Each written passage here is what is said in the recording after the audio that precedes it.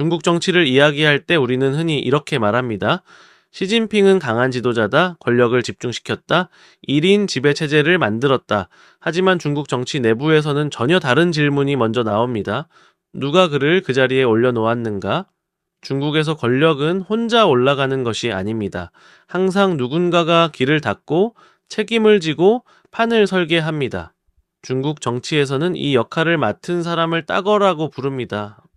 형, 큰형이라는 뜻이지만 정치에서의 의미는 다릅니다.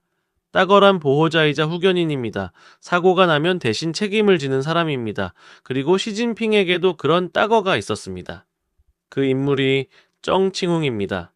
쩡칭웅은 대중 앞에 나서는 정치인이 아니었습니다.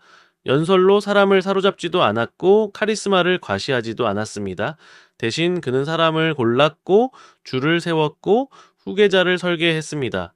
중국 정계에서 그는 오래전부터 킹메이커 태자당의 대부로 불렸습니다. 2000년대 초반 중국 정치의 가장 큰 불안은 권력 승계였습니다. 당시 구도는 분명했습니다. 장쩌민의 상하이방, 그리고 후진타오의 공청단. 공청단은 이미 차기 주자를 앞세우고 있었고 조직력도 강했습니다. 반면에 상하이방은 점점 노쇠해지고 있었고 권력이 한 번에 넘어갈 가능성을 현실적으로 걱정해야 했습니다.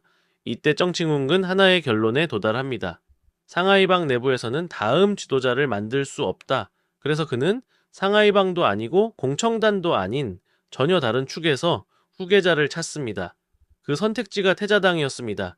혁명 원로 자제 그룹, 공산당의 정통 혈통, 그리고 그 중에서도 가장 안정적인 카드, 그 인물이 시진핑이었습니다. 시진핑은 튀지 않았고 급진적이지 않았고 누군가를 위협하지도 않았습니다. 쩡칭웅에게 이건 약점이 아니라 가장 큰 장점이었습니다. 관리 가능한 인물, 모두가 받아들일 수 있는 인물. 그래서 2007년 결정적인 선택이 이뤄집니다.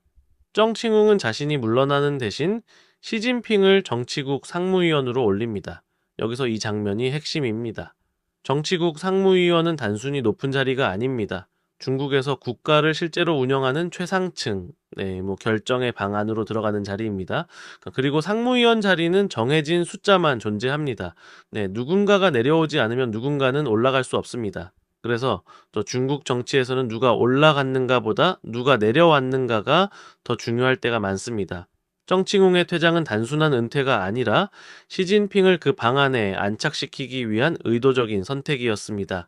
이 순간 시진핑은 가장 강한 인물이 아니라 가장 안정적인 카드로 후계 구도에 들어옵니다. 튀지 않고 급진적이지 않고 기존 질서를 한 번에 흔들지 않는 인물. 그래서 상하이방도 공청단도 완전히 거부하기 어려운 선택지가 됩니다. 이 장면은 중국의 권력 승계가 실력 경쟁이 아니라 자리와 타이밍 그리고 누가 길을 열어주느냐로 결정된다라는 걸 가장 잘 보여줍니다. 자리를 비워주는 사람, 길을 열어주는 사람, 그 사람이 킹메이커입니다. 그리고 쩡칭웅은 그 역할을 가장 정확하게 수행한 인물로 기억됩니다. 이후 집권 직전 보시라이 사건이 발생합니다. 보시라이는 시진핑의 직접적인 경쟁자는 아니었습니다. 하지만 그는 후계 구도를 흔들 수 있는 위험한 변수였습니다. 대중동원, 개인 브랜드 정치, 노골적인 야심. 중국 정치는 이런 예측 불가능성을 가장 싫어합니다. 그래서 보시라이는 정리 대상이 됩니다. 그가 사라지면서 시진핑은 가장 안정적인 유일한 선택지로 남게 됩니다. 이로써 권력 승계는 사실상 완성됩니다. 하지만 집권 이후 또 하나의 변화가 나타납니다. 쩡칭웅 본인은 공개적으로 건드려지지 않습니다. 하지만 그와 직접 연결된 측근 인사들은 반부패라는 이름 아래 하나씩 무대에서 사라집니다. 중앙과 지방에서 인사와 조직 라인에서 그의 영향력 아래에 있던 사람들이 연쇄적으로 정리됩니다. 사람은 남았지만 권력은 남지 않았습니다. 이제 마지막으로 정리해보면 한 가지 사실만은 분명합니다. 쩡칭훈기 시진핑을 정치국 상무위원으로 밀어올린 것은 명백한 사실입니다. 그 선택이 없었다라면 지금의 시진핑 체제도 존재하지 않았을 겁니다.